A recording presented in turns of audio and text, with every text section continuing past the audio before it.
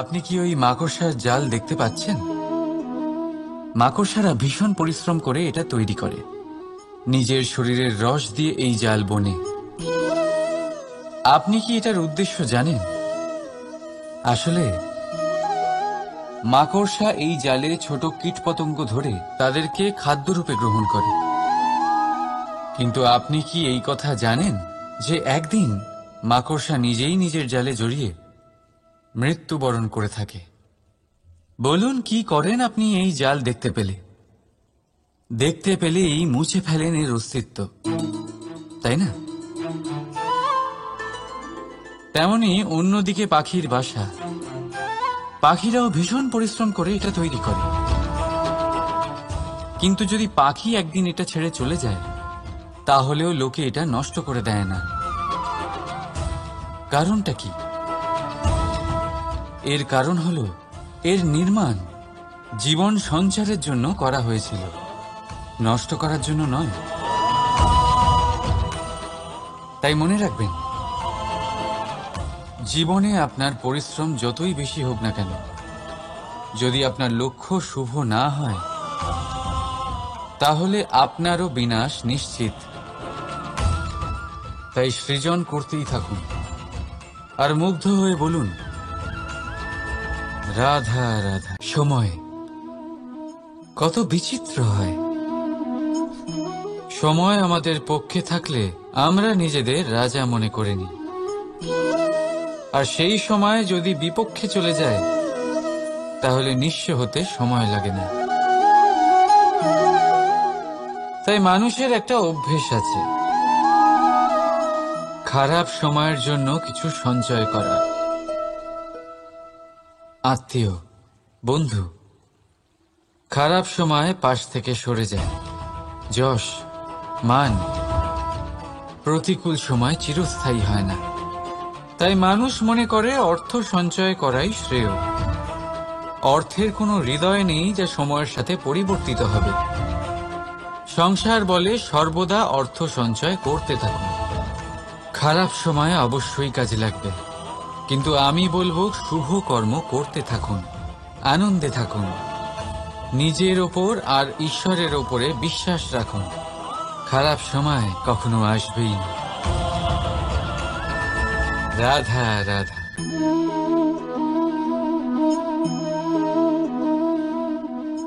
আপনার কি মনে হয় আমি কি করছি? আপনি বলবেন আমি প্রদীপ জ্বালাচ্ছি। সঠিক, কিন্তু প্রশ্ন হচ্ছে যে আমি কি আপনাকে বলেছি যে একে প্রদীপ বলা হয়? না। এই প্রদীপ কি নিজেই নিজের পরিচয় আপনাকে দিয়েছে? না। তাহলে আপনি কি করে জানলেন যে একে প্রদীপ বলা হয়? উত্তর হচ্ছে প্রকাশ, যে স্বয়ং জ্বলে অন্ধকারের মধ্যে সংসারকে পথ দেখায়, সেটাই প্রদীপ। যা নিরাশার মাঝে আশার আলো প্রদর্শন করে, সেটাই প্রদীপ। অপর দিকে আছে সাপ, যাকে না দেখেও তার ফনার আওয়াজ শুনেই লোকে ভয় পেয়ে যায়। তার মানে ব্যক্তির পরিচয় তার কর্মের দ্বারা পাওয়া যায়। তাই আপনার এটা বলার প্রয়োজন নেই যে আপনার পরিচয় কি। এটা আপনার কর্মই নিশ্চিত করবে যে লোকে আপনাকে প্রদীপ ভেবে ভালোবাসবে নাকি সাপ ভেবে ভীত হয়ে থাকবে। রাধা রাধা। প্রকৃতি মানুষকে এক বিশেষ শক্তি দিয়েছে, অন্য জীবের থেকে বেশি শক্তি দিয়েছে। স্মরণ শক্তি। এই শক্তি মানুষকে অন্য জীবের থেকে ভিন্ন করে, ইতিহাস রচনা করার প্রেরণা দেয়, জ্ঞানকে বংশানুক্রমে এগিয়েও নিয়ে যায়। আর যারা ভুলে যান, অধিকাংশ সময় তারা উপহাস আর দয়ার পাত্র হয়ে যান। কিন্তু এটাই কি প্রকৃত রূপে সত্য? না। এই স্মরণ শক্তি মানুষের বিকাশের সব থেকে বড় বাধা হয়ে দাঁড়ায়। তার মনকে দূষিত করে দেয়। খারাপ অভিজ্ঞতা, কারোর করা বিশ্বাসঘাতকতা, কারোর কটাক্ষ বেশিরভাগ মানুষই ভুলতে পারেন না, আর তারপর প্রতিশোধ নিতে উদ্যত হন। প্রথমে সময় নষ্ট করেন প্রতিশোধের প্রস্তুতিতে, আর তারপর সময় নষ্ট করেন প্রতিশোধ নেওয়ার সুযোগ খুঁজতে। যদি সন্তুষ্টি পেতে চান, যদি জীবনে আনন্দ পেতে চান, তাহলে স্মরণ শক্তির সদ্ব্যবহার করুন। নিজের স্মরণ শক্তিকে চালনা করুন শুধুমাত্র ভালো কথা আর ভালো স্মৃতির দিকে। জীবনে আনন্দ পাবেন। রাধা রাধা। মানুষ নিজের পরিবারের জন্য কত কিছুই না করে, দিন রাত পরিশ্রম করতে থাকে যাতে তার পরিবারের প্রয়োজন পূরণের জন্য অর্থ রোজগার করতে পারে। কিন্তু শুধু অর্থ রোজগার করাটাই কি যথেষ্ট? আপনি বলবেন, হ্যাঁ নিশ্চয়ই, অর্থ দিয়ে সব কিছু পাওয়া যায়, বিদ্যা পাওয়া যায়, বাড়ি পাওয়া যায়, ওষুধ পাওয়া যায়, আর কত কিছুই না পাওয়া যায়। এই সব একটা পর্যায় পর্যন্ত সঠিক, কিন্তু একটু মন দিয়ে ভেবে দেখুন, যখন কোনো শিশু অসুস্থ হয়ে পড়ে তখন সে ওই তিক্ত ওষুধ কেন খেয়ে নেয়? এই জন্য কারণ ওর পিতা সেই ওষুধ অর্থ দিয়ে কিনেছে? না, বরং এই জন্য কারণ তার পিতা যে তার সামনে দাঁড়িয়ে, তার ওপরে তার বিশ্বাস আছে। বিশ্বাস আছে যে উনি তার কিচ্ছু হতে দেবেন না। এই বিশ্বাস, এই সংস্কার, এই শিক্ষা কখনো অর্থ দিয়ে পাওয়া যায় না। এটা পাওয়া যায় সেই সময় থেকে যা মাতা পিতা তাদের সন্তানের সাথে কাটিয়েছেন। তাই জীবনে অর্থ অবশ্যই উপার্জন করুন, কিন্তু নিজের পরিবারকেও সময় দিন, আনন্দ পাবেন। রাধা রাধা। বিরোধিতা এমন এক শব্দ যা শুনে আমরা সবাই ভয় পেতে থাকি। যদি কেউ আমাদের বিরোধিতা করে তা আমাদের সহ্য হয় না। আমরাও কারোর বিরোধিতা করে কোনো শত্রুতা করতে চাই না। এই ধরনের ভাবনা আমাদের মনে আসতেই থাকে। কিন্তু বিরোধিতা, এই শব্দ আপনার শান্তির জন্য, আপনার সুখের জন্য কতটা গুরুত্বপূর্ণ তা আপনারা জানেন না। তাই যদি কাল এসে কেউ আপনার বিরোধিতা করে, তখন সবার আগে নিজেকে যাচাই করুন। আপনি কি ভুল করেছেন? আপনার দোষ কি? নিজের মধ্যে কি ত্রুটি আছে সেটা বোঝার চেষ্টা করুন, নিজেকে সংশোধন করার চেষ্টা করুন, তারপর দেখুন বিরোধিতার এই আগুন আপনাকে স্বর্ণ থেকে কুন্দন বানিয়ে তুলবে। বলা হয় এই সংসারে খারাপ বেড়েই চলেছে, কিন্তু তার কারণ এ নয় যে খারাপ মানুষ বেড়ে চলেছে। তার কারণ হলো যে ভালো মানুষ, যাদের ভালো চিন্তা, ভালো বিচারধারা আছে, তারা খারাপের বিরোধিতা করতে পারে না। যদি আপনার সম্মুখে কোনো খারাপ কর্ম হয়, তাহলে তার বিরোধিতা করতে সংকোচ করবেন না, কারণ বিরোধিতার এই আগুন মন্দকে পিছুপা হতে অবশ্যই বাধ্য করে। রাধা রাধা। জীবনে আপনি এরকম মানুষও দেখবেন যারা এটা বলে, ভাবে, নিজেকেও বলে যে উনি সেই এমন ব্যক্তি যার মতো আমি হতে চাই। ঠিক আছে, কারোর থেকে প্রেরণা নেওয়াটা কোনো ভুল নয়, কিন্তু কখনো কখনো এই প্রেরণা গুরুত্বহীন হয়ে যায়, আর আমরা শুরু করে দিই সেই ব্যক্তিকে নকল করতে। এখানেই থেমে যায় আমাদের উন্নতি। এবারে দেখুন, সংসারে শত কোটি রঙের ফুল আছে, কিন্তু তারা কখনো একে অপরকে নকল করে না। নকল করে না তাদের রং, নকল করে না তাদের সুগন্ধ। তাহলে আমরা করি কেন? প্রতিটা ব্যক্তির মধ্যে কোনো না কোনো প্রতিভা অবশ্যই থাকে, যা ফুটিয়ে তোলার সঠিক সময়ও আমাদের কাছে থাকে। কিন্তু সেই মানুষ সেই প্রতিভা নির্মাণ করার পরিবর্তে সময় নষ্ট করে অন্য কারোর মতো হওয়ার জন্য, কাউকে নকল করার জন্য। এটা করবেন না। সময়কে ব্যবহার করুন নিজের অস্তিত্ব নির্মাণ করার জন্য।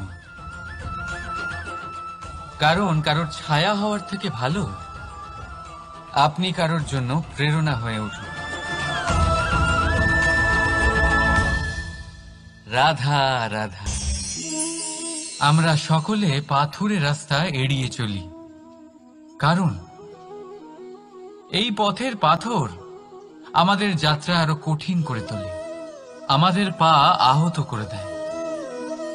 কিন্তু একটা গুরুত্বপূর্ণ কথা আমরা ভুলেই যাই, এই কঠিন পথই না শুধু আমাদেরকে নিজেদের দুর্বলতার সাথে পরিচয় করায়, বরং আমাদের শক্ত হওয়ার প্রেরণাও দিতে থাকে।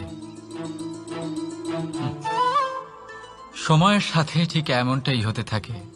সবাই ভালো সময়ের অপেক্ষা করতে থাকেন, ভালো সময়ের জন্য পরিশ্রম করেন, তার জন্যই চিন্তা করেন, কিন্তু ভুলে যান যে ভালো সময় বহুবার আমাদের বিবেক নষ্ট করে দেয়। সেখানেই খারাপ সময় আমাদের বুদ্ধিকে সঠিক পথে চালিত করে। রাধা রাধা। ঘোড়াকে যতই প্রশিক্ষণ প্রদান করুন, তার মুখে লাগাম তো পরাতেই হবে। একজন ভালো চালক সেই ঘোড়ার লাগাম মাঝে মাঝে টেনে ধরে, তাকে সঠিক পথে চালিত করতে, যাতে সেই ঘোড়া দিগ্ভ্রান্ত না হয়। এবার একটু ভাবুন, ঠিক এরকমই হয় আমাদের মন। যদি এটা বিবেকের লাগাম দিয়ে মাঝে মাঝে আমরা টেনে না ধরি, তাহলে আমাদের এই মন দিগ্ভ্রান্ত হতে পারে। আর যদি আপনি আপনার লক্ষ্যে পৌঁছতে চান, তখন মনের এই লাগাম মাঝে মাঝে আপনাকে অবশ্যই টেনে ধরতে হবে। কারণ বিবেকের এই পথ প্রদর্শনই আপনাকে ভালোভাবে আপনার লক্ষ্যে পৌঁছে দেবে। মনে রাখবেন, আর আমার সাথে ভালোবেসে বলবেন, রাধা রাধা। আপনি কখনো জাঁতা কল দেখেছেন? তাতে গম পেষা হয়। গমকে এমন ভাবে পেষা হয় যাতে আমরা তা খেতে পারি, জীবিত থাকতে পারি। আর যদি আপনি মন দিয়ে দেখেন, তাহলে কলের নিচের অংশ কখনো ঘোরে না, শুধুমাত্র উপরের অংশই ঘোরে। আর তবেই তা গম পিষতে পারে, আর তবেই রুটি তৈরি হতে পারে। কিন্তু ভেবে দেখুন, যদি কলের দুটো অংশই ঘুরতে থাকে, তাহলে কি হবে? তা গম পেশার বদলে একে অপরকে পিষে নিজেদের অস্তিত্ব শেষ করে দেবে। তাই জীবনে কোনো কাজ যখন মন আর মস্তিষ্ক মিশিয়ে করা হয়, তখনই তা সম্পন্ন হয়। কিন্তু যখন বিষয় হলো ভক্তির, তখন মস্তিষ্কের যুক্তির মৌন থাকা প্রয়োজন। আর যখন বিষয় হলো কর্ম আর ন্যায়ের, তখন মনের আবেগের মৌন থাকা প্রয়োজন। তাই মন আর মস্তিষ্কের এই সম্মিলনে সতর্ক থাকবেন। একসাথে অবশ্যই চলবে, কিন্তু একে অপরের বাধা যেন না হয়ে দাঁড়ায়। রাধা রাধা।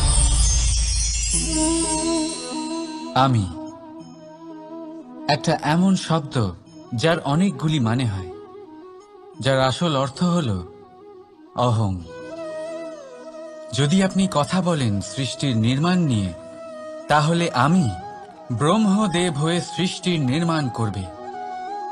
যদি আপনি কথা বলেন প্রলয়ের, তাহলে সেই আমি মহাদেব হয়ে বিনাশ করবে। এই আমি সঙ্গতিপূর্ণ, কিন্তু শুধু ততক্ষণ যতক্ষণ আপনি এটা সবার সাথে ভাগ করছেন। কিন্তু আমরা বহুবার এর মানে বুঝতে পারি না। এই অহংকে সীমিত করে দিই একটা ব্যক্তি অবধি। শুধু নিজে। আর তখনই জেগে ওঠে অহংকার, যাতে প্রাধান্য পায় শুধুমাত্র আমি, আমরা নয়। আর একজন ব্যক্তি একা না উৎপাদন করতে পারে আর না করতে পারে সৃজন। এবারে দেখুন, বৃষ্টির এক ফোঁটা, তারও অস্তিত্ব আছে, কিন্তু তা ধরিত্রীতে পড়লেই সমাপ্ত হয়ে যায়। কিন্তু যখন ফোঁটাগুলি একসাথে পড়ে তখন শুরু হয় বর্ষা, আর তখনই তৈরি হয় ধারা। রাধা রাধা। বলুন, কি দেখতে পাচ্ছেন আপনি? আমার হাতের এই সাদা বস্ত্র, নাকি এতে লেগে থাকা এই কালো দাগ? এবারে সত্যি কথা বলতে কি, আপনার নজর সবার আগে এই কালো দাগের উপরে গেছে। ঠিক আছে, এমনই তো হয়। ভীষণ কম মানুষ থাকেন যারা ভাবেন কোনো ব্যক্তি ভীষণ পরিশ্রম করে এই বস্ত্র ধুয়েছেন, এটা শুকিয়েছেন। বেশিরভাগ মানুষের নজর যায় এই দাগের উপরে, ভাবেন যে এটা কি করে লাগলো। কিছুটা এরকমই হয় আমাদের ব্যক্তিত্বের সাথে।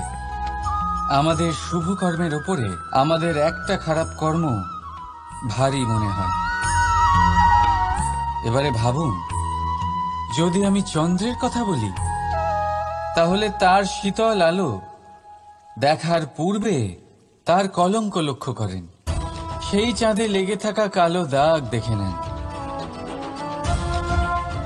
সেই জন্যই বিশেষ করে যারা শুধুমাত্র শুভ চিন্তা করেন আর উপকারী কর্ম যারা করেন, তাদের আমি বলবো সাবধানে থাকবেন, কারণ আপনার একটা খারাপ কর্ম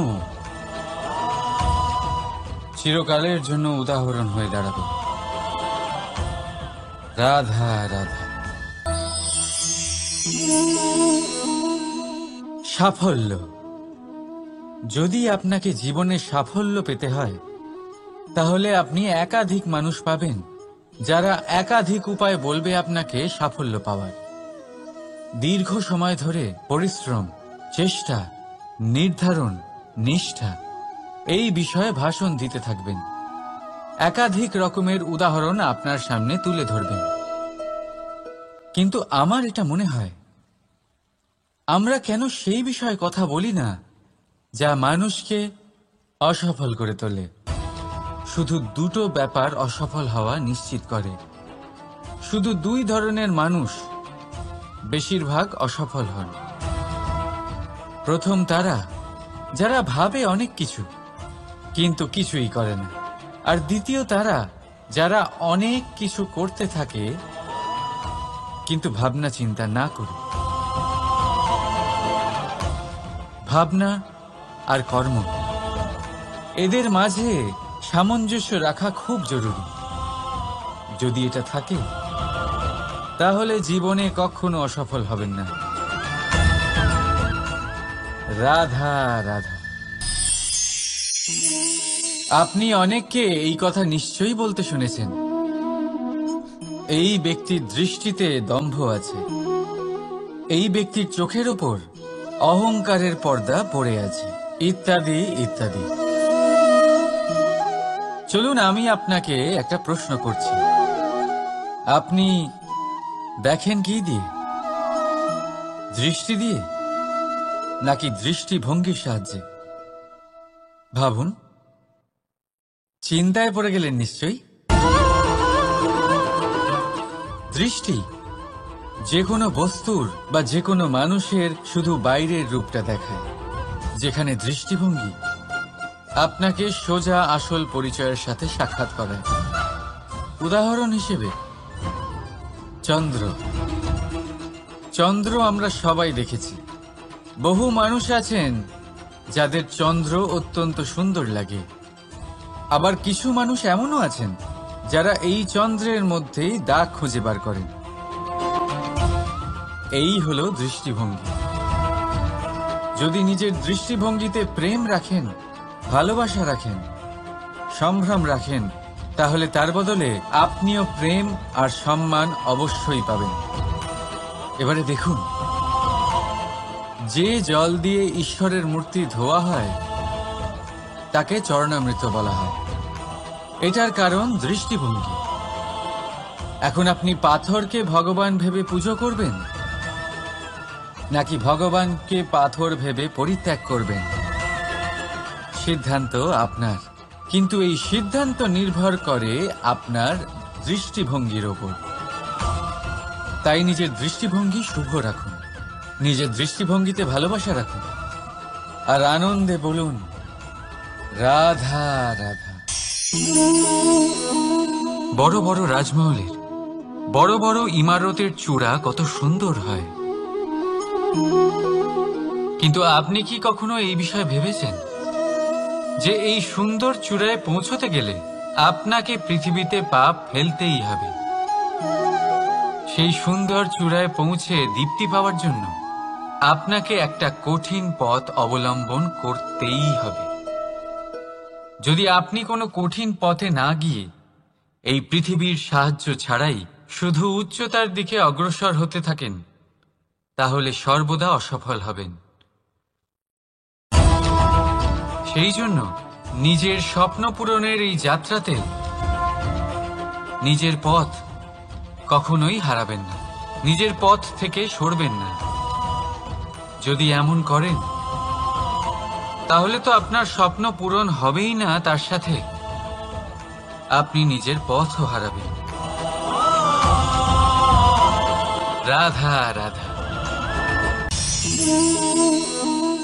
কৌতুক অর্থাৎ হাসি, এটা জীবনে কতটা গুরুত্বপূর্ণ। আমরা সর্বদাই হাসতে চাই, আমরা সর্বদা অন্যের মুখে এই হাসি দেখতে চাই। কিন্তু এই কৌতুক অনেক প্রকারের হয়, আর এই কৌতুকের ভিত্তি কি সেটাও খুব গুরুত্বপূর্ণ। কৌতুক কেবল তখনই পাবেন যখন তা শুদ্ধ মন থেকে আসবে। কৌতুক তখনই পাবেন যখন তা সামনের জনকেও হাসিয়ে তার কষ্ট হরণ করবে।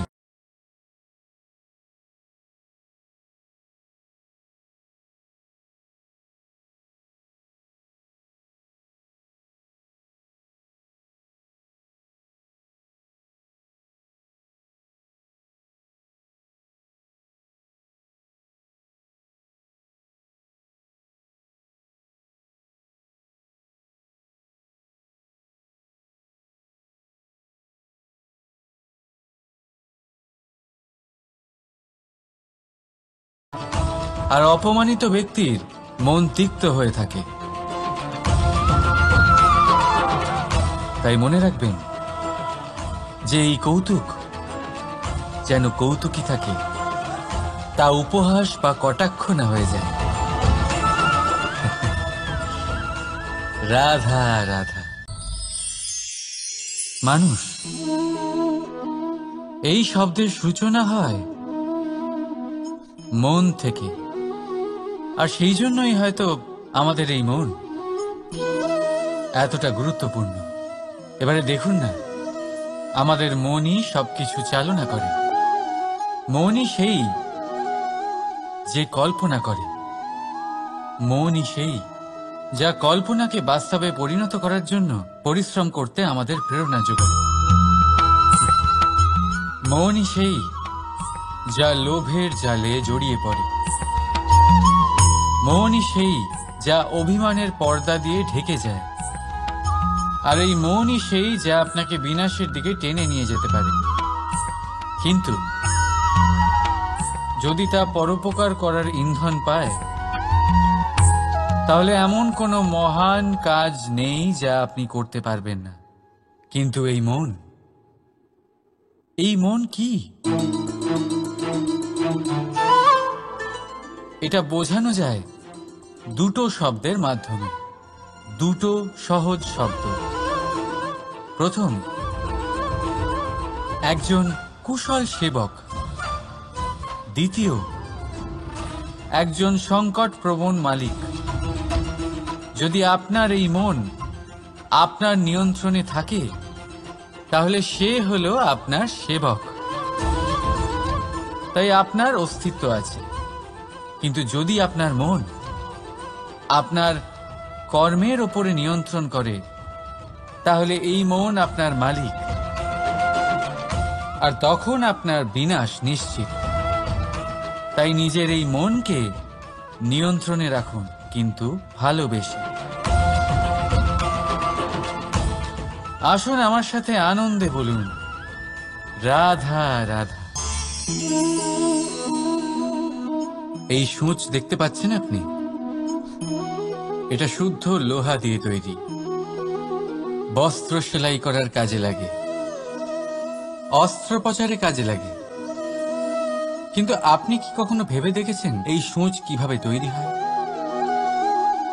লোহার এক বড় অংশকে পিটিয়ে পিটিয়ে টেনে টেনে তাকে পাতলা বানানো হয়। এরপরেই আমরা পেয়ে থাকি সূঁচ। ভাবুন, যদি লোহার টুকরোতে অনর্গল প্রহার করার ফলে একটা লোহার টুকরো সূঁচে পরিণত হয়,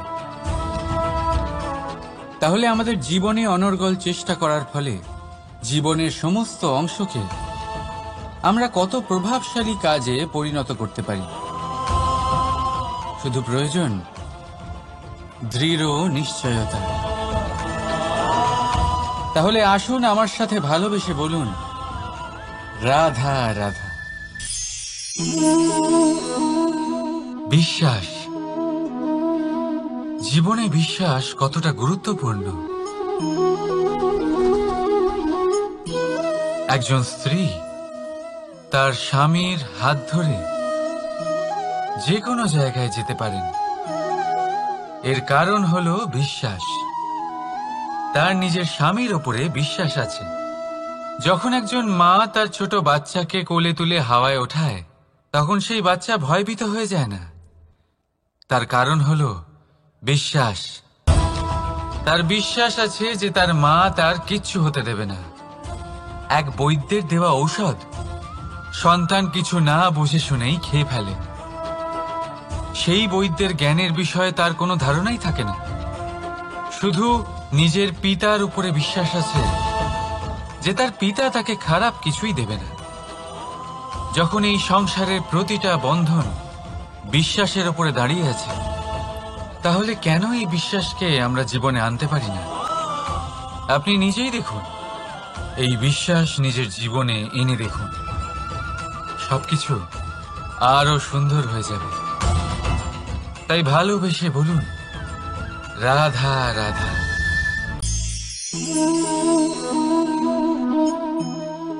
অহংকার, এই শব্দটা সবাই শুনেছেন।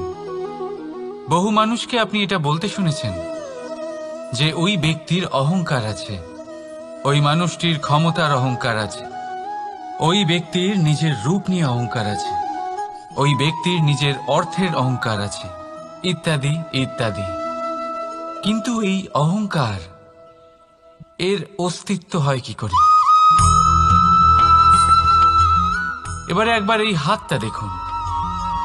যদি এই হাতের 5 আঙ্গুল উঠে দাঁড়ায়, আশীর্বাদ। আর যদি এই হাতের 5টা আঙ্গুল একসাথে মুঠো হয়ে যায়, শক্তি, সংকটের বিরুদ্ধে ঢাল। কিন্তু এই একটা আঙ্গুল সংকটের কারণ হয়ে দাঁড়াতে পারে। এই একটা আঙ্গুল শত্রুকে আহ্বান জানায়। এবার অহংকার বলে এই শব্দটাই দেখে নিন। আমাদের থেকে আলাদা হয়ে গেলে হয় অহং। অহং অর্থাৎ ব্যক্তির মনে হয় যে সে আপনদের থেকে, নিজের বন্ধুদের এবং সঙ্গীদের থেকে, নিজের পরিবারের থেকে অনেক উপরে, অনেক শ্রেষ্ঠতর সে। কিন্তু মনে রাখবেন, এই অহংকার কোনো ব্যক্তির অস্তিত্বের বিনাশের প্রথম ধাপ। তাই ঝেড়ে ফেলে দিন এই অহংকারকে, আর বিশ্বাস করুন আমাদের ওপর, কারণ তখনই আপনি শান্তি পাবেন, আর সেই শান্তির সাথে বলে উঠবেন, রাধা রাধা। আপনি কি ওই মাকড়সার জাল দেখতে পাচ্ছেন? মাকড়সারা ভীষণ পরিশ্রম করে এটা তৈরি করে, নিজের শরীরের রস দিয়ে এই জাল বনে। আপনি কি এটার উদ্দেশ্য জানেন? আসলে মাকড়সা এই জালে ছোট কীটপতঙ্গ ধরে তাদেরকে খাদ্যরূপে গ্রহণ করে। কিন্তু আপনি কি এই কথা জানেন যে একদিন মাকড়সা নিজেই নিজের জালে জড়িয়ে মৃত্যুবরণ করে থাকে? বলুন, কি করেন আপনি এই জাল দেখতে পেলেই মুছে ফেলেন এর অস্তিত্ব, তাই না? তেমনি অন্যদিকে পাখির বাসা, পাখিরাও ভীষণ পরিশ্রম করে এটা তৈরি করে। কিন্তু যদি পাখি একদিন এটা ছেড়ে চলে যায়, তাহলেও লোকে এটা নষ্ট করে দেয় না। কারণটা কি? এর কারণ হলো এর নির্মাণ জীবন সঞ্চারের জন্য করা হয়েছিল, নষ্ট করার জন্য নয়। তাই মনে রাখবেন, জীবনে আপনার পরিশ্রম যতই বেশি হোক না কেন, যদি আপনার লক্ষ্য শুভ না হয়, তাহলে আপনারও বিনাশ নিশ্চিত। তাই সৃজন করতেই থাকুন আর মুগ্ধ হয়ে বলুন, রাধা রাধা। সময় কত বিচিত্র হয়। সময় আমাদের পক্ষে থাকলে আমরা নিজেদের রাজা মনে করে নিই, আর সেই সময় যদি বিপক্ষে চলে যায়, তাহলে নিঃস্ব হতে সময় লাগে না। তাই মানুষের একটা অভ্যেস আছে, খারাপ সময়ের জন্য কিছু সঞ্চয় করা। আত্মীয়, বন্ধু খারাপ সময় পাশ থেকে সরে যায়। যশ, মান প্রতিকূল সময় চিরস্থায়ী হয় না। তাই মানুষ মনে করে অর্থ সঞ্চয় করাই শ্রেয়। অর্থের কোনো হৃদয় নেই যা সময়ের সাথে পরিবর্তিত হবে। সংসার বলে সর্বদা অর্থ সঞ্চয় করতে থাকুন। খারাপ সময় অবশ্যই কাজে লাগবে, কিন্তু আমি বলবো শুভ কর্ম করতে থাকুন, আনন্দে থাকুন, নিজের ওপর আর ঈশ্বরের ওপরে বিশ্বাস রাখুন। খারাপ সময় কখনো আসবেই না। রাধা রাধা।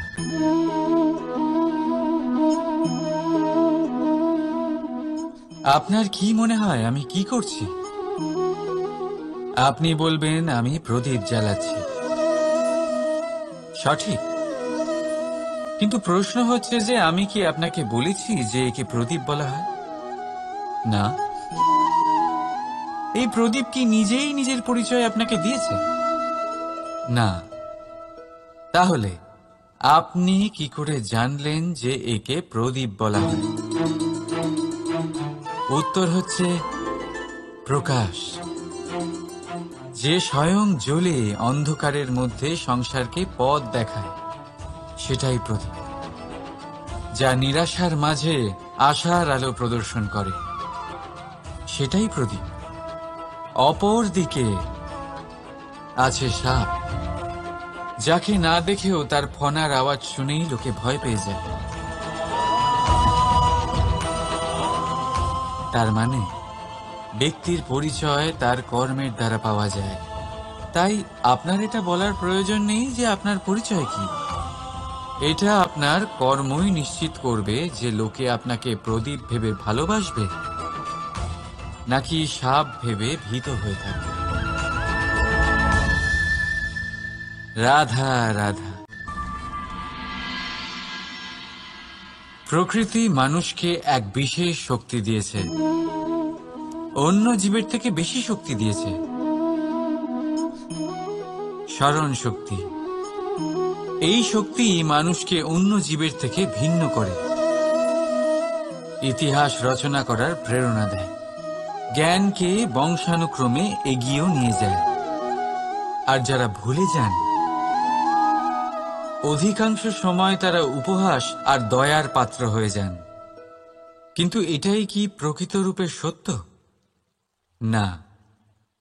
এই স্মরণ শক্তি মানুষের বিকাশের সব থেকে বড় বাধা হয়ে দাঁড়ায়, তার মনকে দূষিত করে দেয়। খারাপ অভিজ্ঞতা, কারোর করা বিশ্বাসঘাতকতা, কারোর কটাক্ষ বেশিরভাগ মানুষই ভুলতে পারেন না, আর তারপর প্রতিশোধ নিতে উদ্যত হন। প্রথমে সময় নষ্ট করেন প্রতিশোধের প্রস্তুতিতে, আর তারপর সময় নষ্ট করেন প্রতিশোধ নেওয়ার সুযোগ খুঁজতে। যদি সন্তুষ্টি পেতে চান, যদি জীবনে আনন্দ পেতে চান, তাহলে স্মরণ শক্তির সদ্ব্যবহার করুন। নিজের স্মরণ শক্তিকে চালনা করুন শুধুমাত্র ভালো কথা আর ভালো স্মৃতির দিকে। জীবনে আনন্দ পাবেন। রাধা রাধা। মানুষ নিজের পরিবারের জন্য কত কিছুই না করে, দিন রাত পরিশ্রম করতে থাকে যাতে তার পরিবারের প্রয়োজন পূরণের জন্য অর্থ রোজগার করতে পারে। কিন্তু শুধু অর্থ রোজগার করাটাই কি যথেষ্ট? আপনি বলবেন, হ্যাঁ নিশ্চয়ই, অর্থ দিয়ে সব কিছু পাওয়া যায়, বিদ্যা পাওয়া যায়, বাড়ি পাওয়া যায়, ওষুধ পাওয়া যায়, আর কত কিছুই না পাওয়া যায়। এইসব একটা পর্যায় পর্যন্ত সঠিক, কিন্তু একটু মন দিয়ে ভেবে দেখুন, যখন কোনো শিশু অসুস্থ হয়ে পড়ে তখন সে ওই তিক্ত ওষুধ কেন খেয়ে নেয়? এই জন্য কারণ ওর পিতা সেই ওষুধ অর্থ দিয়ে কিনেছে? না, বরং এই জন্য কারণ তার পিতা যে তার সামনে দাঁড়িয়ে, তার উপরে তার বিশ্বাস আছে। বিশ্বাস আছে যে উনি তার কিচ্ছু হতে দেবেন না। এই বিশ্বাস, এই সংস্কার, এই শিক্ষা কখনো অর্থ দিয়ে পাওয়া যায় না। এটা পাওয়া যায় সেই সময় থেকে যা মাতা পিতা তাদের সন্তানের সাথে কাটিয়েছেন। তাই জীবনে অর্থ অবশ্যই উপার্জন করুন, কিন্তু নিজের পরিবারকেও সময় দিন, আনন্দ পাবে। রাধা রাধা। বিরোধিতা এমন এক শব্দ যা শুনে আমরা সবাই ভয় পেতে থাকি। যদি কেউ আমাদের বিরোধিতা করে তা আমাদের সহ্য হয় না। আমরাও কারোর বিরোধিতা করে কোনো শত্রুতা করতে চাই না। এই ধরনের ভাবনা আমাদের মনে আসতেই থাকে। কিন্তু বিরোধিতা, এই শব্দ আপনার শান্তির জন্য, আপনার সুখের জন্য কতটা গুরুত্বপূর্ণ তা আপনারা জানেন না। তাই যদি কাল এসে কেউ আপনার বিরোধিতা করে, তখন সবার আগে নিজেকে যাচাই করুন। আপনি কি ভুল করেছেন? আপনার দোষ কি? নিজের মধ্যে কি ত্রুটি আছে সেটা বোঝার চেষ্টা করুন, নিজেকে সংশোধন করার চেষ্টা করুন। তারপর দেখুন, বিরোধিতার এই আগুন আপনাকে স্বর্ণ থেকে কুন্দন বানিয়ে তুলবে। বলা হয় এই সংসারে খারাপ বেড়েই চলেছে, কিন্তু তার কারণ এ নয় যে খারাপ মানুষ বেড়ে চলেছে। তার কারণ হলো যে ভালো মানুষ, যাদের ভালো চিন্তা, ভালো বিচারধারা আছে, তারা খারাপের বিরোধিতা করতে পারে না। যদি আপনার সম্মুখে কোনো খারাপ কর্ম হয়, তাহলে তার বিরোধিতা করতে সংকোচ করবেন না, কারণ বিরোধিতার এই আগুন মন্দকে পিছুপা হতে অবশ্যই বাধ্য করে। রাধা রাধা। জীবনে আপনি এরকম মানুষও দেখবেন যারা এটা বলে, ভাবে, নিজেকেও বলে যে উনি সেই এমন ব্যক্তি যার মতো আমি হতে চাই। ঠিক আছে, কারোর থেকে প্রেরণা নেওয়াটা কোনো ভুল নয়, কিন্তু কখনো কখনো এই প্রেরণা গুরুত্বহীন হয়ে যায়, আর আমরা শুরু করে দিই সেই ব্যক্তিকে নকল করতে। এখানেই থেমে যায় আমাদের উন্নতি। এবারে দেখুন, সংসারে শত কোটি রঙের ফুল আছে, কিন্তু তারা কখনো একে অপরকে নকল করে না।